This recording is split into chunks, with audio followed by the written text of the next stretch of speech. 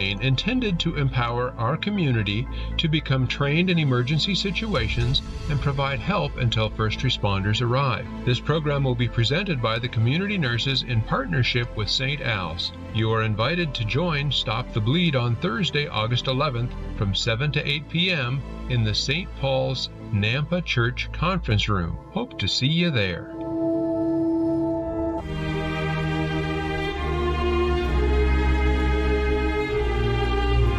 Human life is sacred, as written in paragraph 2258 in the Catechism of the Catholic Church. God alone is the Lord of life, from the moment of conception until its natural end. Morning Light now presents Passionately Pro-Life, a weekly segment that focuses on all the morning at work.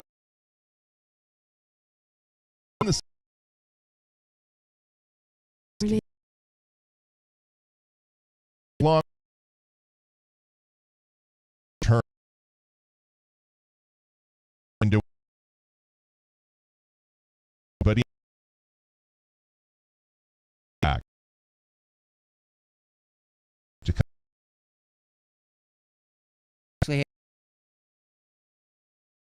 in the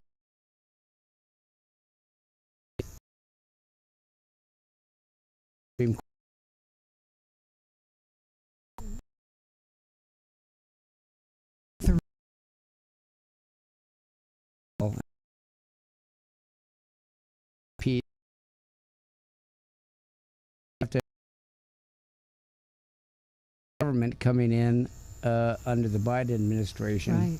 Is the Department of Justice doing that with all states that have a ban like this? Is there just a team of lawyers showing up in Idaho and Texas and all the other places? Well, I think the plan is we are the first out of the chute. Oh, so they were trying to get the wounded animal? Is that do they think Idaho will just roll over? I think there were several reasons why they picked Idaho. There's about a dozen states with trigger laws in place. Mm-hmm. I think they picked Idaho for several reasons. One of which was our trigger law is the best in the country. Secondly, we have Judge Windmill on the in semi-retirement on the district court. Mm-hmm. And thirdly, we have the Ninth Circuit. So all of those things kind of lined up. Mm-hmm. And this is a very strategic decision on their part because they've concocted a very novel legal theory. And the plan, no doubt, is to roll this through every state eventually. But they got to win first here. Mm-hmm. And I was predicting that Windmill might catch this case even though he's in retirement, and I was so depressed to find out I was right. So I confirmed on Friday that he is in charge of this case. What does that mean for people who aren't familiar with him or his legal perspectives? Well, it's very funny. I have this. I've never met the man. I've seen him in the courtroom a few times. But he became a federal judge about the same time that I started this ministry. And he is actually my arch nemesis, I guess you could say, because we've been in his court, I don't know, 8-9 times probably over the course of 25, 30 years. We've lost every single time. And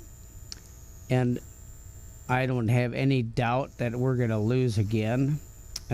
In front of him, because I don't think his perspective on this issue of abortion is anything like neutral or driven by the law. I think it's driven by an ideology. We have some hope in the Ninth Circuit, however, because that court, there will be a 3-judge panel that will hear the appeal. And that court is still a mess, but it's not anywhere near as bad as it once was. Mm-hmm. And I guess I have spent the last several days going into detail about what exactly the lawsuit is from the federal government. Mm-hmm. I'm quite sure we're going to lose on the first round or two. Okay. So what does that mean? And I'm happy there is some good news here. The lawsuit, there are 14 federal lawyers working this case, right? And among many outrages associated with this, in my opinion, is that this is an attempt by the Biden administration to re-federalize the abortion issue, despite the fact that the Supreme Court said this is a state issue. This is for the local people to decide how they want to deal with this. He's been under immense pressure from the left to try to figure out how to get control of the abortion issue again. And this is one of fairly feeble attempts, actually, to nationalize the abortion issue once again. And he's using the Medicare statute, of all things. Not Medicaid, which is what I thought it was. It's Medicare, which is, of course, the health system put together for seniors largely, right? So there is a provision in that law which says hospitals who get Medicare money cannot discriminate on the basis of no insurance or inability to pay, right? So there's a clause in that law which says if you're having an emergency, regardless of what your situation is, the hospital has to treat you, at least to stabilize you, before they can just dump you, even if you're broke and have no money or no insurance, right? Well, they're trying to stretch that code, federal law, into applying to Idaho's trigger law. The good news is, even in the worst case scenario, the trigger law will still go into effect, because even by their own account, federal law does not allow them to stop the trigger law in general, right? What they're really after is an attempt to, we have a life of the mother provision in the trigger law, and their claim basically is that is too narrow, that they need any hospital in the state of Idaho that takes Medicare money is required to provide abortions in cases where there's a medical emergency, which is a threat to the physical health of the mother. So the good news is it's not going to stop the trigger law altogether. Secondly, even if we lose, we are talking about this will only apply to hospitals. It's not going to allow Planned Parenthood or anybody else to open back up and do, generalized slaughter of the innocent. And it's in an emergency situation, and it will involve only those situations in which ending the life of the baby is the medically required treatment to protect the health of the mother. So that's all bad, but it's not as bad as I originally thought. The scope of this, in practical terms, may be 20, 30 abortions in the state of Idaho at most. And where would those happen? They would happen in hospitals only. This lawsuit only applies to the 49 hospitals in the state that take Medicare money. Okay. Are there specific hospitals that will do the procedure, or would any hospital do the procedure, if we call it a procedure, in this small number that you're alluding to? I'm just wondering, are there some hospitals that are like, nope, don't come here for the abortion, we'll have to refer you elsewhere? Well, that's going to be a serious conflict, for St. Al's, for example. And I think a number of other hospitals around the state. And the fact is that may engender even additional lawsuits, because that's not the only statute that is of concern. Doctors have conscience rights. Medical professionals have conscience rights. And the fact of the matter is that it is a very thin argument that is limited. I know there's a big grandiose, they had a big show about it, and how, they were riding to the rescue of women because, the hillbillies in Idaho were going to whack them all or something. But the fact of the matter is that the scope of this lawsuit, despite all the show and the fact that they have 14 lawyers on this case, even in the worst case scenario, this is not going to stop us from changing the culture and moving Idaho into a pro-life posture. If you're just joining us here on Morning Light, we're talking with David Ripley from Idaho Chooses Life. Sorry, I have so many questions since we're here. It's, the weekend was politically loaded. if at midterms things change, say in the U.S. Congress, will that change anything with these lawsuits? Like if we waited out till November, is it possible that those would be withdrawn? I think the Congress, every indication is that the Republicans are going to take back the Congress. Right. Probably both houses. I think that it's going to begin to curtail the adventures of the Biden administration. It's entirely possible. That's a very eloquent way to say that. Right. Thank you. It's very possible that the Congress will take steps to get after this. And in fact, one of the interesting things I learned this weekend, I think it was on Friday, the Attorney General of Texas, anticipating, his name is Paxton, he's anticipating that the Biden administration is going to duplicate this lawsuit against Idaho over and over, right? And Texas is one of those states. They did not start with Texas, I might mention. Right. So he's not waiting for him to come. He's going after them. He filed a lawsuit in federal court asking the court to rule this lawsuit, not just our lawsuit, but the issue at stake as moot. And, in fact, an abuse of the federal government's authority in the Medicare arena, right? And I'm kind of thrilled by that. I think he may actually end up saving us from windmill, to tell you the truth. There's a chance that a different circuit is going to look at this and say, listen, that's not the intent. Congress was not intending to use the provision to provide health care for low-income people in emergencies as a way for you to regulate abortion again. I mean, that's crazy. Well, particularly for seniors, knowing that Medicare is in particular for seniors. They seem to be ships passing in the night that are part unrelated. of what occurred, I assumed from the beginning, until I had time to read through the complaint, that this was a Medicaid deal, right? Right. And so I was like, well, this is Medicaid. We need to figure out how many Medicaid-eligible abortions. And then there's the Hyde Amendment, right? How many times is this going to really, if we lose, how bad is this, right? And then I'm reading it. I was like, this isn't Medicaid.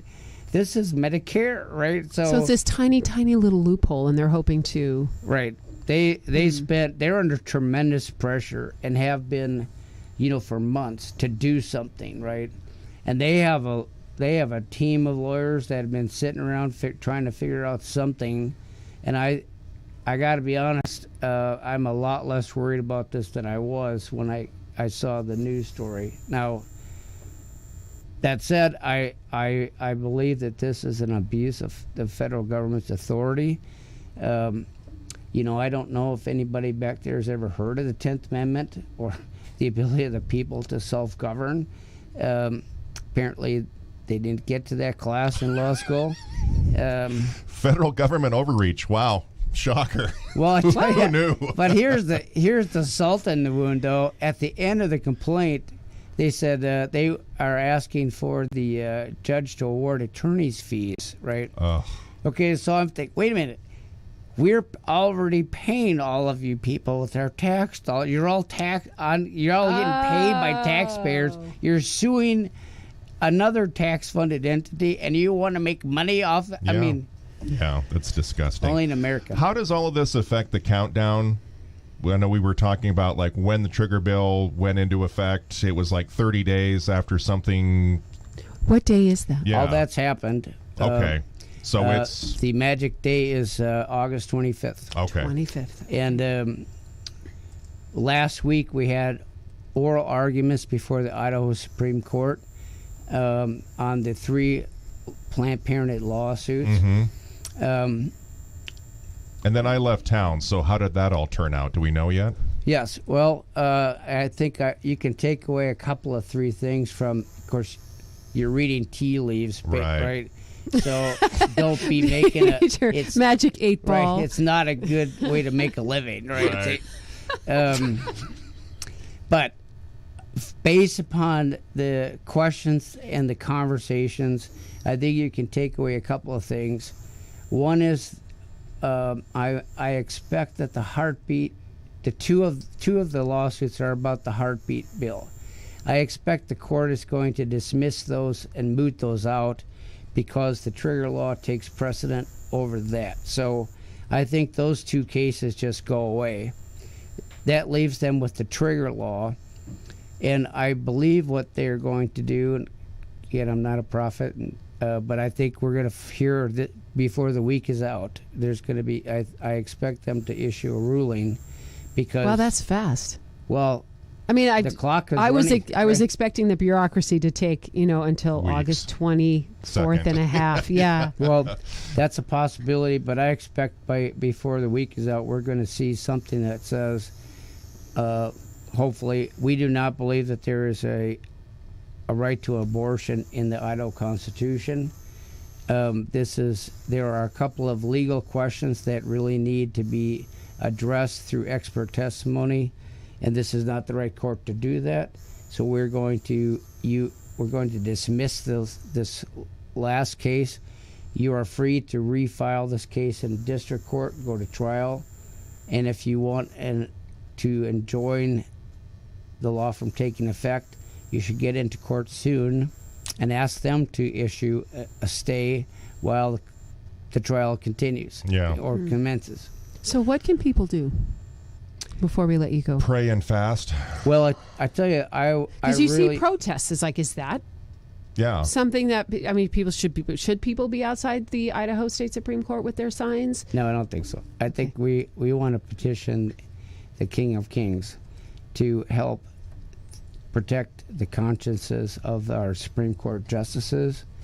And I specifically would like to ask for prayers on behalf of the lead Deputy Attorney General, who is actually handling all 4 cases simultaneously. Wow. The burden on her is tremendous. And do you know her name? I do. It's Megan Larondo. She's doing a tremendous job for the people of Idaho, but I also recognize that she's under very, very serious pressure.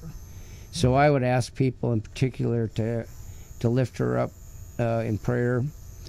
This case in the federal court is actually that is all running this month. There are briefings and there are responses that she's got to file even as the case in the Supreme Court is going on.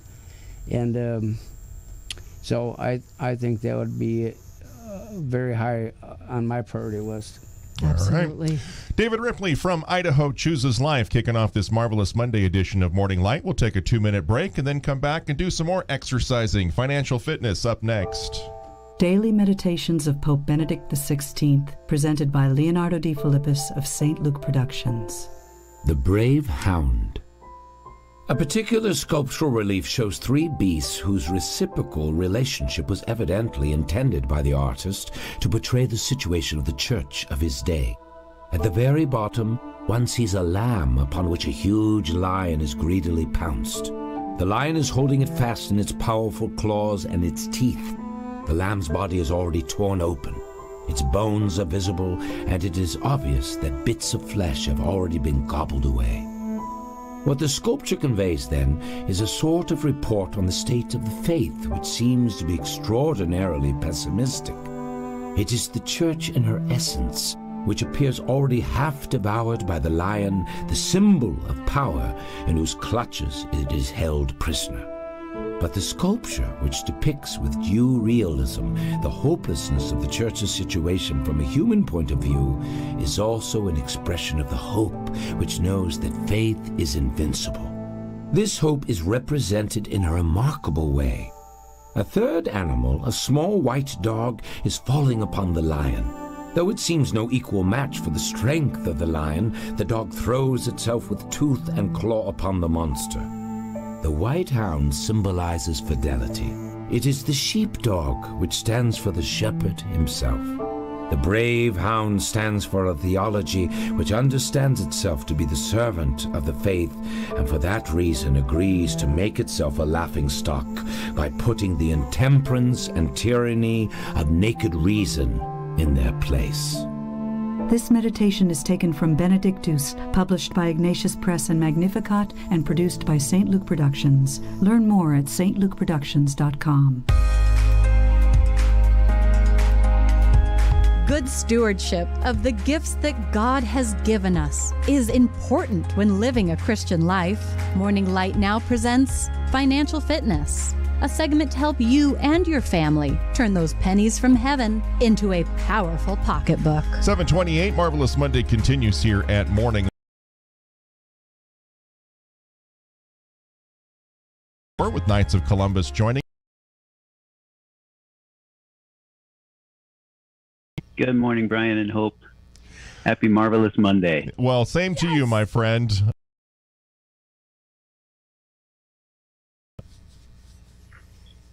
Well, engaging talk, repair, and vehicles, but then the Lord has said, what did he whisper in your ear? Yeah, well, so I thought it kind of ironic how Busy's on this series about how to be poor, right? And here we are. Let's talk about how to get rich. Yeah. It's kind of fun. I can't imagine the kind of conversations around the dinner table at the Shore House where one's talking about poverty and one's talking about... Or how to have enough. Yeah, enough to get by. Be comfortable. Right. So I'm not going to actually talk about how to get rich today. I am instead going to talk about stewardship. Excellent. Beautiful. So thinking about this seriously, the last couple of weeks, the gospel readings have just kind of hit me. Oh, hello. Our primary focus needs to be on the Lord, right? And think about last week. Jesus says in Luke chapter 12, there was a rich man whose land produced a bountiful harvest. He asked himself, what shall I do? For I do not have space to store my harvest. And he said, this is what I shall do. I shall tear down my barns and build larger ones. And there I shall store all my grain and other goods, and say to myself, now as for you, you have so many good things stored up for many years.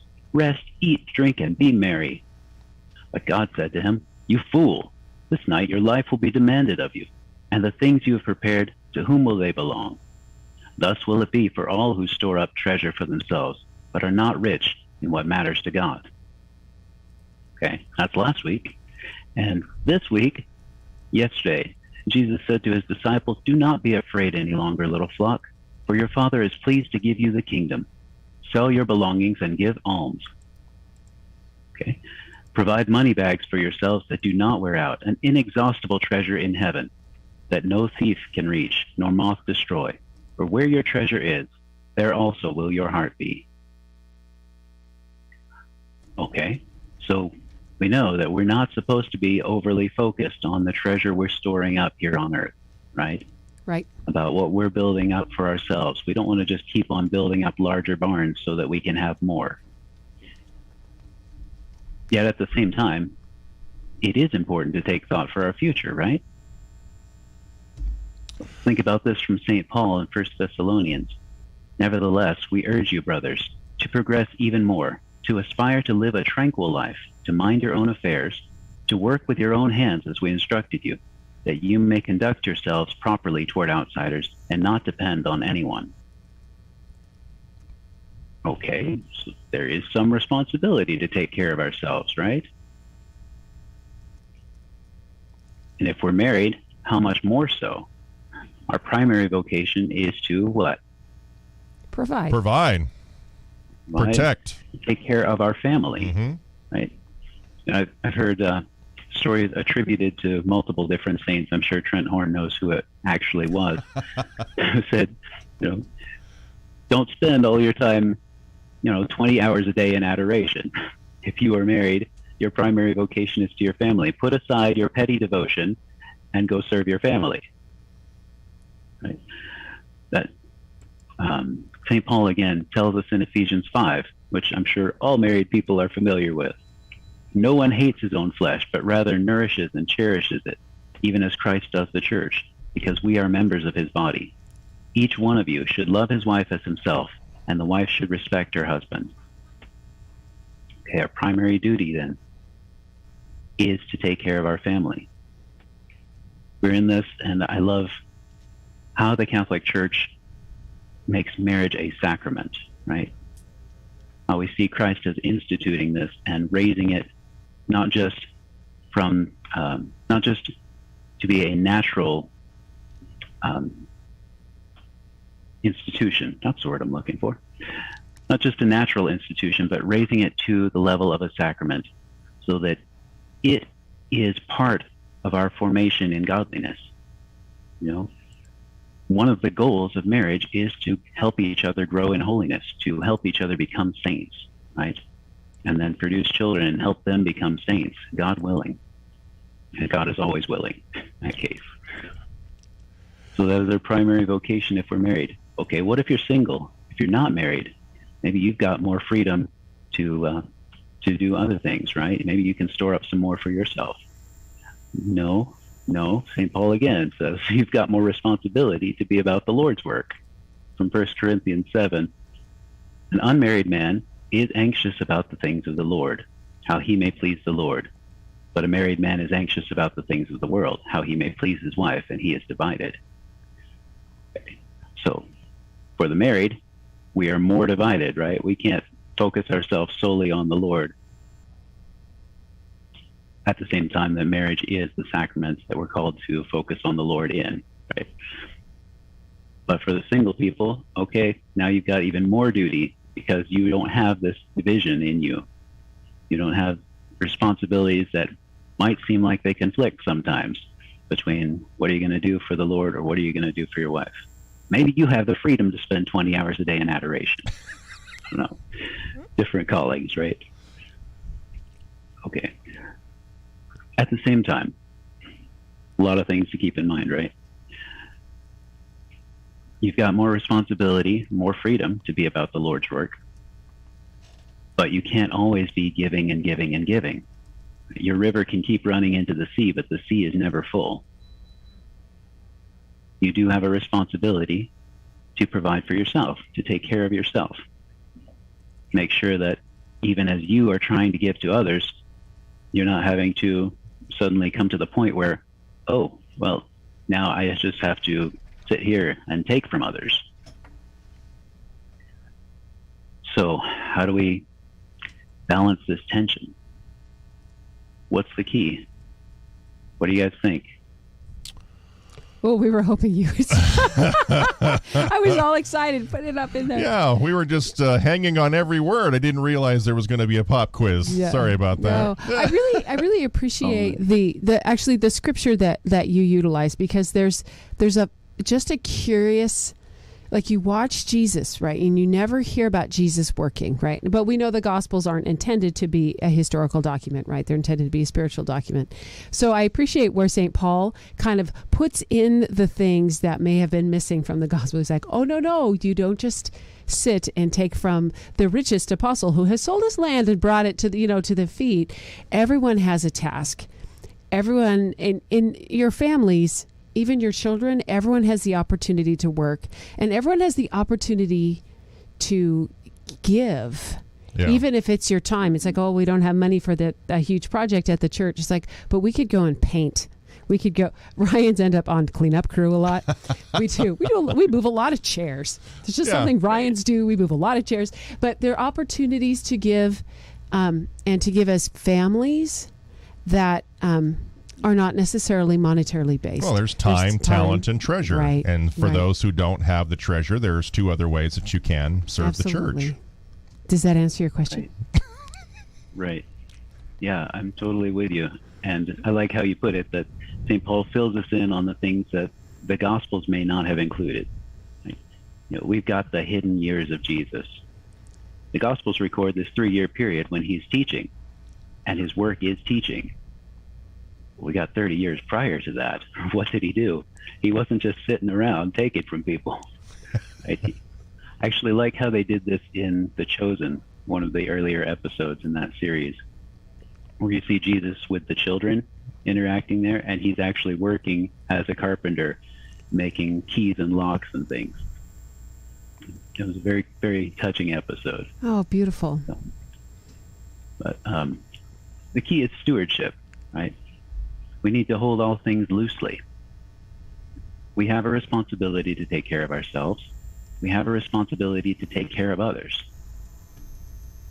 And beyond that, we have a responsibility to the Lord that everything we have is a gift from him.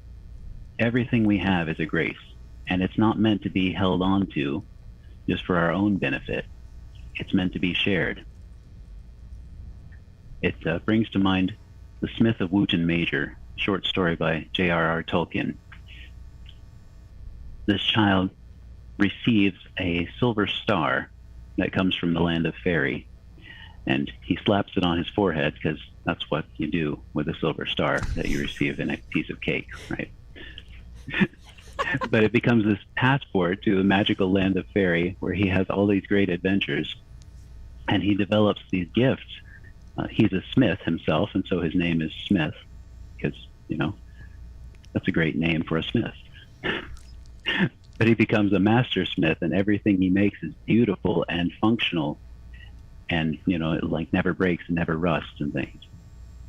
And he develops this beautiful singing voice, so everybody in the village just comes around to his shop while he's working. Like, wow, you're so amazing. So at the end of the story, he encounters another character who says, "Don't you think it's time you gave up that star?" And at first he's thinking, well, no, the star came to me. I was chosen for this star. And there are so many great things associated with it. But then he realizes, maybe my time is done with this star. Maybe this is a gift I need to pass on to somebody else. Wow. And that is powerful. And eventually he does, which is great. But for me, that's not just the gospel, that's everything that we have. Everything we have is a gift and is meant to be shared and held loosely, as it were. There's a tension in everyone's life. We have to bear each other's burdens. We have to carry our own cross. And individually and communally, we need to work that out together. How exactly is that lived out in each person's life? Great. People want to learn more about what you do, Trey. How do they get in touch? Well, you could give me a call, area code 206-607-7456. Or you could come to the event that is being hosted at the Riffle Center at St. John's Cathedral on the 18th, 7 o'clock. I'll be speaking there about the Knights of Columbus fraternal benefits and retirement planning for young and old.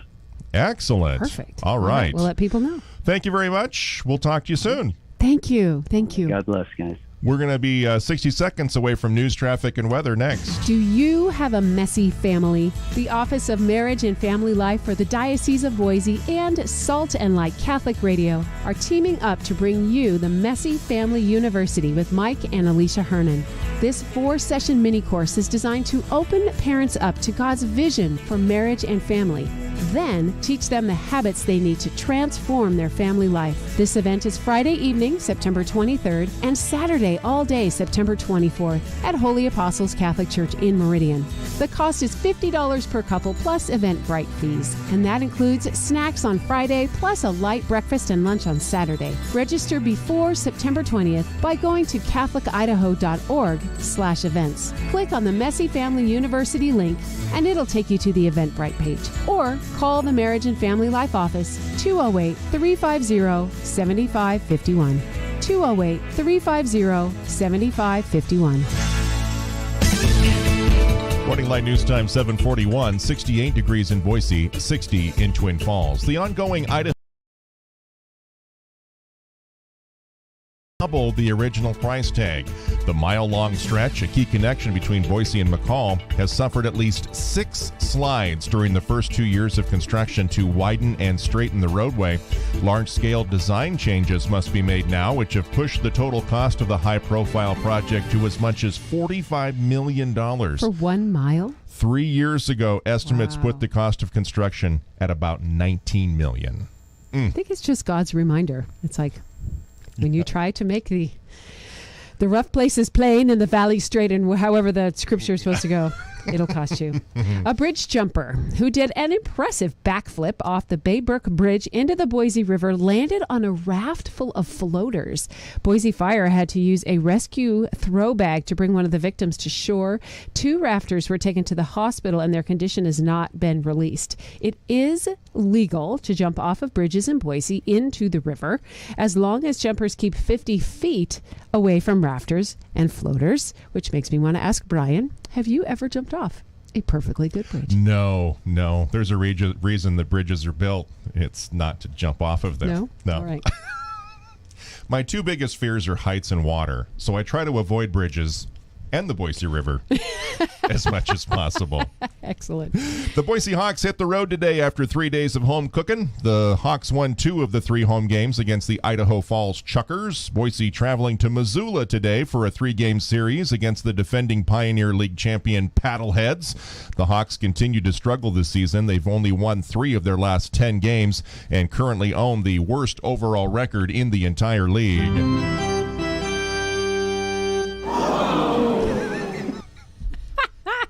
Diocese of Boise Catholic schools are also hiring, and the Treasure Valley St. Joe's needs a 3rd grade teacher, counselor, Spanish teacher, and a principal. St. Mark's is looking for a school counselor, librarian, and IT support person. Teachers for 3rd through 5th grade. Elsewhere, St. Edward's needs a preschool teacher and an elementary teacher. In Coeur d'Alene, Holy Family is seeking a middle school teacher, part-time music teacher. St. John Bosco Academy is looking for a principal, kindergarten teacher, a 3rd grade teacher as well. Visit CatholicIdaho.org for more. Traffic and weather are next. Support for Salt and Light Radio comes from Beacon of Light members Accent Funeral Home. Planning funeral arrangements while grieving is never easy. When you pre-plan with Accent, you ease the burden on your loved ones and ensure your final wishes are known. Compassionate professional care and options to fit every budget. The website is accentfuneral.com and their phone number is 208-888-5833. Accent Funeral Home. Catholics helping our Catholic community. Good morning, Light.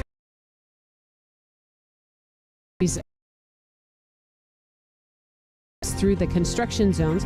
In particular, it is very slow in the eastbound lane at U-Stick, of course, where that overpass is coming along quite nicely. So keep that in mind. That's your slow spot there in Canyon County. Slows down again as you are trying to merge on at 10 Mile, but not as bad as it has been in the past. A little bit of slowing at Meridian Road. Again, a little bit of slowing at Eagle. But once you get past, say, Cloverdale, you're going to be free and clear. And that is your morning light traffic. Sunny and very hot today and tomorrow in the Treasure Valley, highs over 100, then partly cloudy the rest of the week with highs in the mid-90s. Magic Valley, mostly sunny today and tomorrow, highs upper 90s, then mostly cloudy, a little bit cooler the rest of the week with highs in the upper 80s. Yesterday's official high at the Boise Airport, 96, and the low was 59. Right now it's 49. 49! Oh, it sounds so refreshing. It does. In Rupert at St. Nicholas, 61 in Fruitland at Corpus Christi, 62 in Mountain Home at Our Lady of Good Counsel.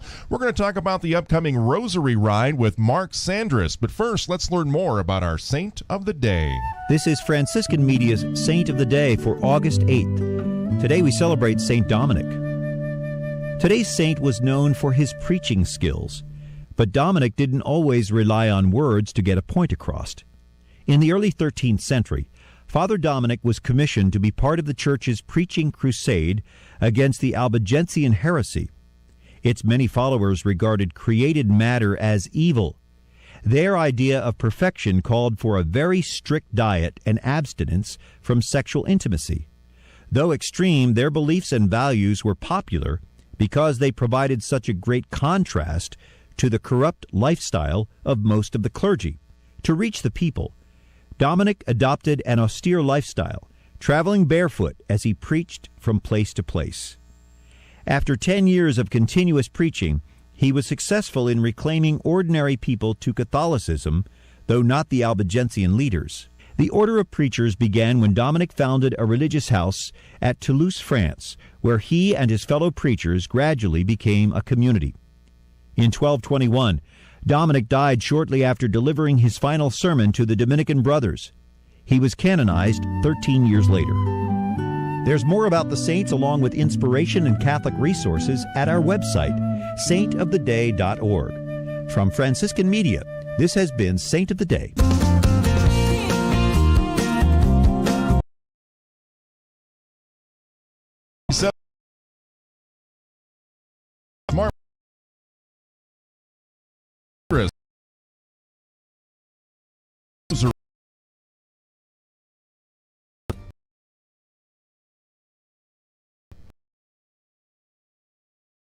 Phone's off there, Mark. But we can get the details. Good morning. There There we it go. is. Fantastic. All right. Thank you. Well, first of all, what is a Rosary Ride? And then we'll dig into the details after you explain what the heck this is. Well, Rosary Ride is when a bunch of Knights of Columbus members who are enthusiasts about motorcycles get together and ride around throughout the valley and say the Rosary at a decade of the Rosary in different church venues around the state. Excellent. So when is it, and what route are you taking this year? Well, we are starting at this Saturday on the 13th of August, and we are starting at Holy Apostles Catholic Church. So 7:45 a.m. will be the first decade of the Rosary. We'll have a communion service at 8 a.m., and then a bike blessing shortly after that with safety briefing, and then kickstands up begin at 8:45 a.m., departing Holy Apostles. We will ride to Sacred Heart Church in Emmett, and then set at second decade of the Rosary, and then ride to Corpus Christi and Fruitland, and say a third decade, and then we will ride to Our Lady of the Valley at Church in Caldwell, and do the fourth and fifth decade, and conclude with a lunch, and then everybody goes on about their way. Wow. How many participants are you up to, and is there room for more people to register before Saturday? There is always room to register. We say no to nobody, and regardless of whether you're in a car or on a bike, it doesn't matter. The point is to get the Catholic faith out there and commune with other diocese members, whether you are a motorcycle ride enthusiast or not.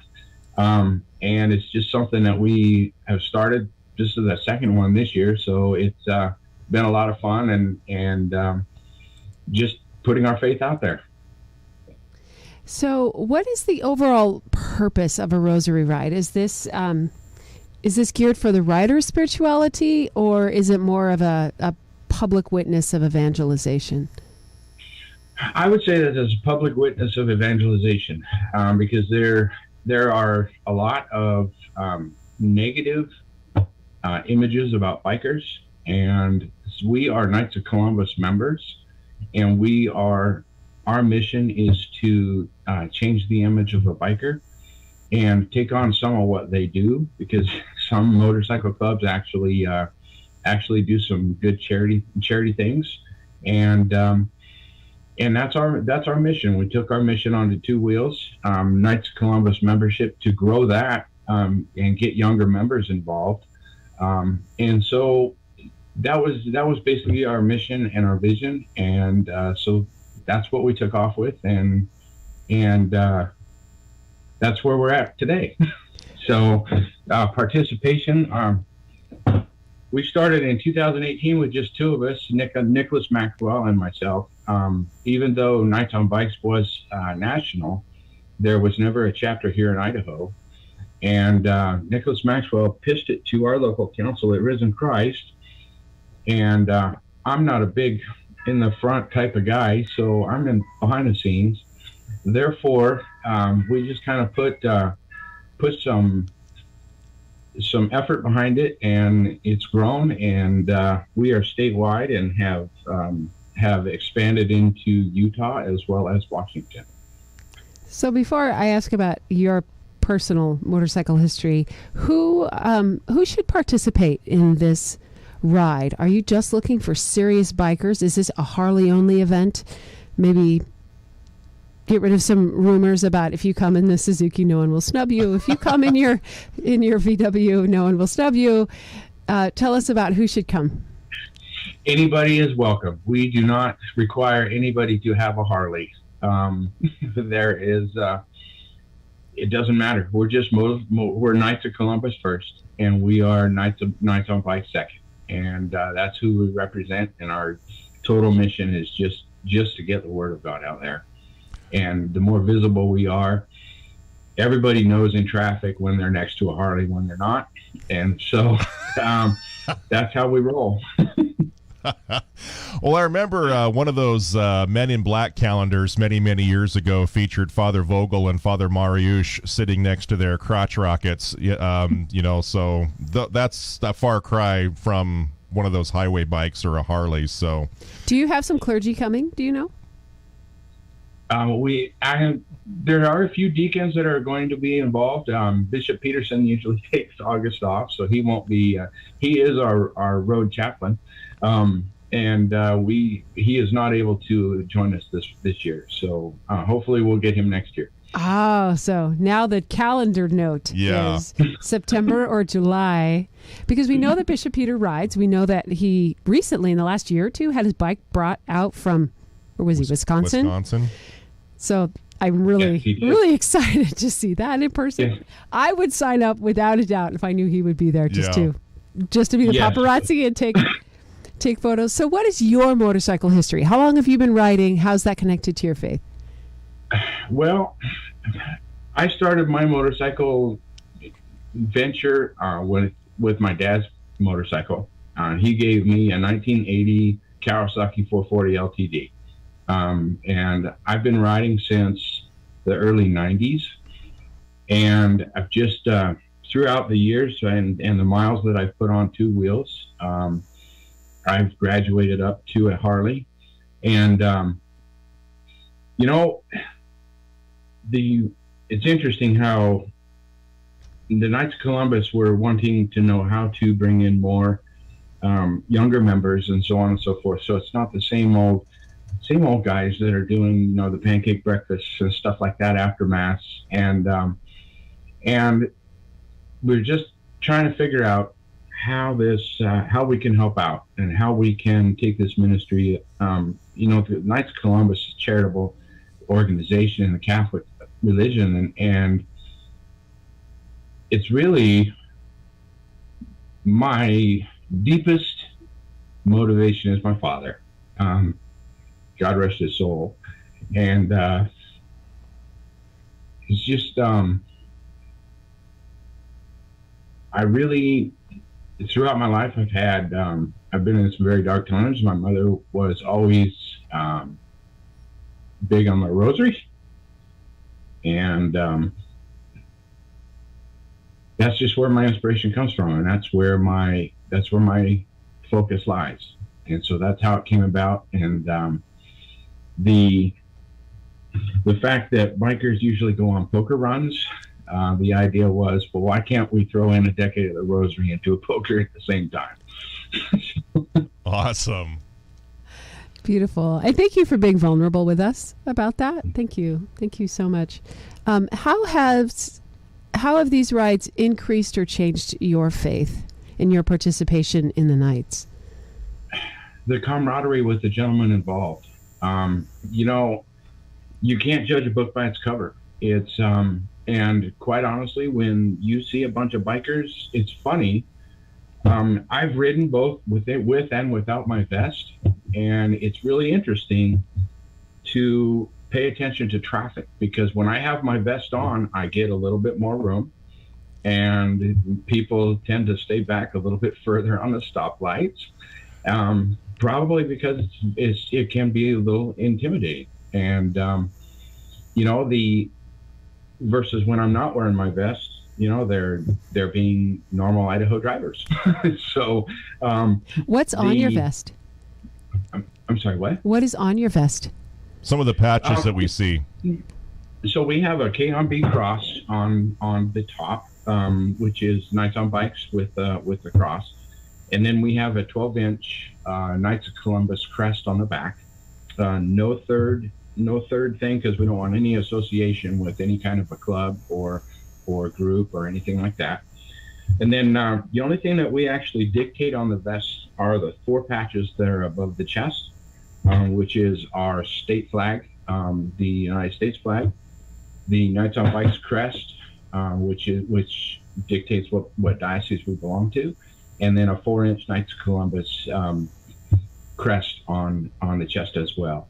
And then everything below that is pretty much as the biker's choice. And a lot of my patches are patches that I've ridden in. And I have, a few other good things about appreciating the two men who died for you, the American soldier and Jesus Christ. And so, it's just, that's who we are. And I'll give an example of my latest is at the Idaho Patriot Thunder Ride. I was wearing my vest, and several people recognized the crest and would come up and talk to me. And I ended up meeting a gentleman who would like to who donated his grandfather's Knights of Columbus sword to the group. Wow! And so we're in talking with the other members of the group and figuring out how to incorporate that on our rides and lead the way with our road captain. So we're going to see how that works out so they can lead the charge. Beautiful. All right, Mark, thank you so much for giving us all the information. We'll have some more on our Facebook page, and we encourage people, if you're interested or even want some more information about it, go to our website, saltandlightradio.com, and it's there on the landing page, and you can click some different links there for more information. But God bless you and the Knights on Bikes and all the wonderful work you're doing out there. Thank you so much. Thank you very much. That wraps up Marvelous Monday. Later today, again, go to saltandlightradio.com. You can click the Morning Light page and search podcasts if you missed any of today's segments or previous programs. Follow us on Facebook and Instagram, and you have things to sign up for. The Idaho Catholic Women's Conference, idahocatholicwomen.com. To do the Rosary Ride, that's this weekend, saltandlightradio.com. Thank you to our guests today, David Ripley, Trey Shore, and Mark Sandris. Tomorrow, the Idaho Lay Dominicans. We have Alana Berg and David Charnock on the roster. Also, Cooking with Scripture with Chef Lou Aaron, and Catholic counseling provided tomorrow morning by Dr. Joe Lepetsky. So you are invited back tomorrow at 7 a.m. for a terrific Tuesday edition of Morning Light. St. Maximilian Kolbe, pray for us. St. Dominic, pray for us. St. Gabriel, the Archangel, pray for us. Go to that website and fill out the survey, too. Gas card. Salt and Light Radio, AM 1140 KGEM, Boise, FM 102.3 K272 FS, Boise, AM 1270 KTFI, Twin Falls, and FM 101.7 K269